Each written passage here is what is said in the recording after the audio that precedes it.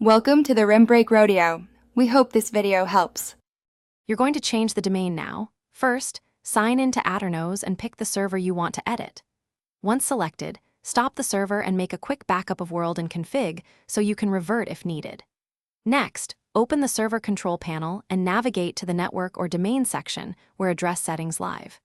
Make sure you have your desired domain name or subdomain ready. This keeps the process focused and reduces mistakes when you make DNS changes next. Now you'll assign the address and update DNS. If you pick an Aternos subdomain, enter it and save.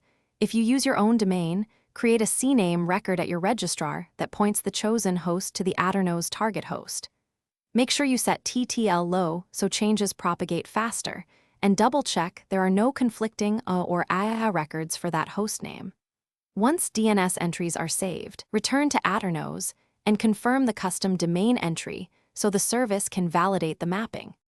To finish, start your server and test connecting with the new address immediately.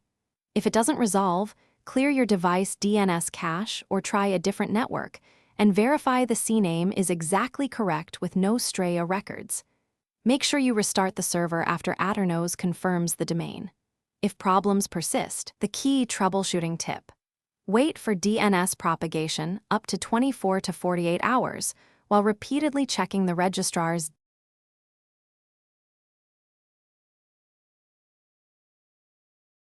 Thanks for watching.